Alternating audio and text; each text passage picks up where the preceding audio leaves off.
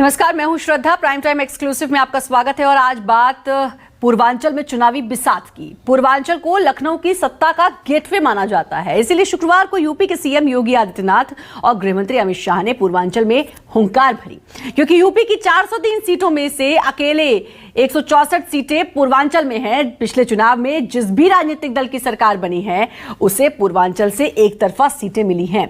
ऐसे में 2022 के चुनाव में हर राजनीतिक दल पूर्वांचल जीतने के लिए चुनावी बिसात बिछा रहा है, लेकिन सवाल यह है कि सत्ता का ये गेटवे इस बार किसके लिए खुलेगा।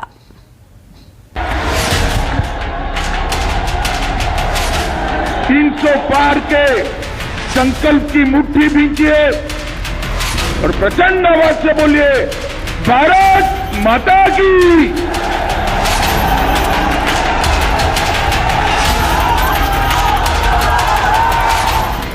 योगी शाह ने भरी हुंकार, अब की बार 300 पार।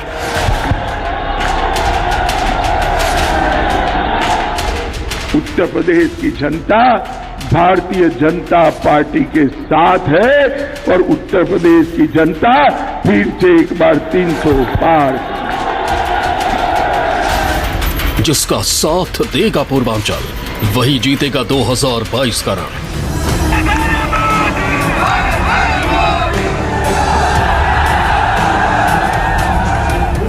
पूर्वांचल में सबने लगाया जोर, वोटर का मूड किसकी ओर।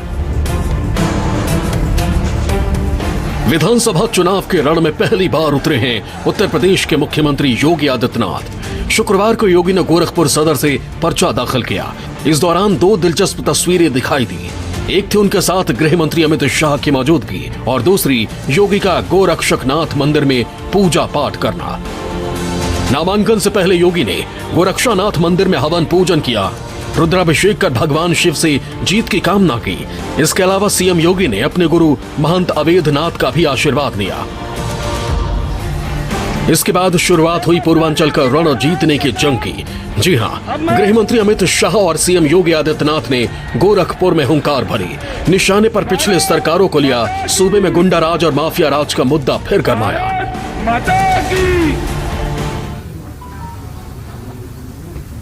पूरब हो या पश्चिम, पिछली सरकारों ने पूरी व्यवस्था को माफियाओं से और पेशेवर अपराधियों को संरक्षण देकर के उसे जकड़ लिया था। 5 वर्ष के दौरान डबल इंजन की सरकार ने उस माफिया राज से, उस गुंडा राज से प्रदेश की जनता को मुक्त किया है। आजम खान, अतीक अहमद, मुख्तार अंसारी, ये सारे भारतीय जनता पार्टी के शासन में, योगी जी के शासन में जेल की सलाखों के पीछे। कोई संभावना नहीं है अखिलेश बाबू, कोई संभावना नहीं है। उत्तर प्रदेश की जनता बहुत सालों के बाद इनके आतंक से बाहर आ गई।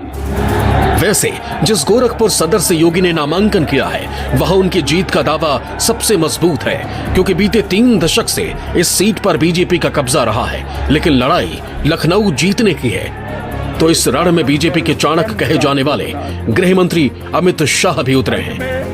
मित्रों, आज विपक्ष के पास कोई मुद्दा नहीं। उनको तो लगता है अच्छा ही हुआ है, ये कोरोना के कारण सभाएं सीमित हो गई है, लोगों के बीच में जाना नहीं पड़ रहा है। मगर मैं उनको कहना चाहता हूं, भैया जो अपप्रचार करना हो वो कर लो। उत्तर प्रदेश की जनता भारतीय जनता पार्टी के साथ है और उत्तर प्रदेश की जनता फिर से एक बार 300 पार। बीजेपी जानती है कि 300 पार पहुंचना है तो पूर्वांचल में 217 के नतीजों को दोहराना होगा, क्योंकि कहते हैं जो पूर्वांचल जीत लेता है वो लखनऊ की गद्दी तक आसानी से पहुंच जाता है। यही वजह है कि मोदी हो, योगी हो, अमित शाह हो या फिर प्रियंका गांधी हो या फिर दूसरी राजनीतिक पार्टियां, सबका जोर पूर्वांचल पर है। हो भी क्यों ना, सत्ता का स्वाद भी यूपी के इसी बड़े हिस्से की बदौलत मिलता रहा है। तो आइए आंकड़ों और नतीजों के लिहाज से नजर डालते हैं। उत्तर प्रदेश में कुल मिलाकर के 403 विधानसभा सीटें आती हैं। 1/3 सीटें अकेले पूर्वांचल से आती हैं। सामान्य तौर पर देखा गया है कि जिसका पूर्वांचल में सियासी वर्चस्व वही लखनऊ की सत्ता पर भी काबिज होता रहा है। बात करें साल 2007 की तो पूर्वांचल के लोगों को मायावती की पार्टी बीएसपी में 2007 में संभावना दिखी थी और क्षेत्र की 164 में से 85 विधानसभा सीटों पर बीएसपी उम्मीदवार जीते थे। इसके बाद साल 2012 में आते हैं। साल 2012 के विधानसभा चुनाव में पूर्वांचल में तूफानी रफ्तार से साइकिल दौड़ी। इस क्षेत्र की 164 में से 102 सीटों पर समाजवादी पार्टी ने अपना पताका फहराया और अखिलेश यादव मुख्यमंत्री की कुर्सी पर काबिज हुए। 2017 के पिछले चुनाव की बात कर लेते हैं। 2017 के विधानसभा चुनाव में पूर्वांचल की 164 सीटों में से 115 पर बीजेपी को कामयाबी मिली। प्रचंड बहुमत था। ये प्रचंड बहुमत से लैस योगी आदित्यनाथ को मुख्यमंत्री बनाया गया। यानी जिस पार्टी पर पूर्वांचल ने भरोसा जताया उसी को यूपी की सत्ता हासिल हुई, ये इतिहास भी कहता है। पिछले 3 दशकों से पूर्वांचल का एक सामान्य सा ट्रेंड रहा है कि वहां के लोगों ने हर बार अपना मन बदला है। यही वजह है कि सभी राजनीतिक दल वोटर के मन में अपनी छाप छोड़ने के लिए जोर शोर से प्रचार में जुटे हैं। मुझे खुशी है इस बात की, ये वो समाजवादी पूर्वांचल एक्सप्रेसवे है जो समाजवादियों ने बनाया था और जिस तरीके से जनता ने मन बनाया है, इस गाजीपुर बॉर्डर से लेकर के दूसरे गाजीपुर बॉर्डर तक भारतीय जनता पार्टी का सफाया होगा। आज ओम प्रकाश राजभर जी साथ हैं, इनका जो समर्थन मिल रहा है और इनके लोग भी जो जुड़े हैं, आने वाले समय में बीजेपी का पता नहीं लगेगा और बदलाव उत्तर प्रदेश में होना है। क्योंकि उन्होंने पिछले इतने वर्षों में जो काम करना चाहिए था वो काम नहीं किया। आज भी उनका विकास रंग बदलना है, नाम बदलना है, शिलान्यास का शिलान्यास करना है, उद्घाटन का उद्घाटन करना है। समाजवादी पार्टी 2017 के मुकाबले इस बार ज्यादा जोश में है। उसे यूपी में 2022 में बाइसिकल फिर दौड़ती दिखाई दे रही है, तो पूर्वांचल के सामने बीजेपी विकास के मुद्दे गिनवा रही है।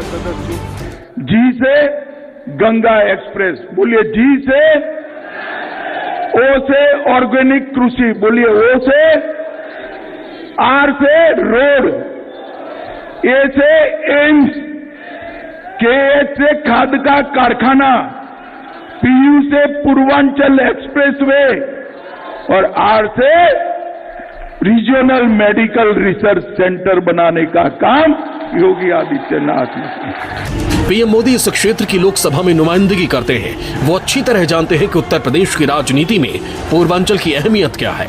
पूर्वांचल से ही मुख्यमंत्री योगी आदित्यनाथ भी आते हैं। ऐसे में पूर्वांचल में जीत हार के मायने बहुत अहमियत रखते हैं और दूर तक असर करेंगे। साथ ही बीजेपी को उम्मीद है कि जो सौगातें उसने पूर्वांचल को दी हैं, वो 2022 की राह के तमाम रोड़े हटा देंगी। कुशीनगर इंटरनेशनल एयरपोर्ट, गोरखपुर में खाद कारखाना, पूर्वांचल एक्सप्रेसवे, काशी में convention centre, Kashi Vishwanath corridor, Saryu नहर परियोजना। पूर्वांचल यूपी के छोटे दलों के लिए प्रयोगशाला रही है। अपना दल, निषाद पार्टी, भारतीय समाज पार्टी और जनवादी पार्टी इसमें शामिल है। पूर्वांचल के दर्जन भर जिलों में राजभर मतदाताओं की संख्या काफी ज्यादा है, जो विधानसभा सीट पर जीत में निर्णायक भूमिका अदा करते हैं। 2017 में सुहेलदेव भारतीय समाज पार्टी का बीजेपी से गठबंधन था, जिसका फायदा भी चुनाव के परिणाम में देखने को मिला। गंगा के किनारे वाले पूर्वी उत्तर प्रदेश में पकड़ है। पूर्वांचल में निषाद समुदाय की अच्छी खासी आबादी है। निषाद पार्टी की निषाद केवट मल्लाहों में पहुंच है। बेलदार और बिंद बिरादरियों में भी अच्छा असर। गोरखपुर, देवरिया, महाराजगंज, जौनपुर पर प्रभाव, संत कबीर नगर, भदोही और वाराणसी पर असर। 16 जिलों में जीत हार में बड़ी भूमिका अदा कर सकते हैं। वहीं पूर्वांचल के कुर्मी मतों में अपना दल सोनेलाल की अच्छी पकड़ मानी जाती है। पूर्वांचल के 1.5 दर्जन जिलों में कुर्मी मतदाताओं की संख्या निर्णायक है। 2017 के विधानसभा चुनाव में बीजेपी ने अपना दल सोनेलाल के साथ गठबंधन किया था और उसका उन्हें फायदा भी मिला था। इस बार के विधानसभा चुनाव में भी बीजेपी का अपना दल सोनेलाल के साथ गठबंधन जारी है, तो वहीं दूसरी तरफ सुहेलदेव समाज पार्टी इस चुनाव में सपा के साथ है। इसके अलावा भारतीय मानव समाज पार्टी का बिंद जाति पर भी अच्छा खासा प्रभाव माना जाता है।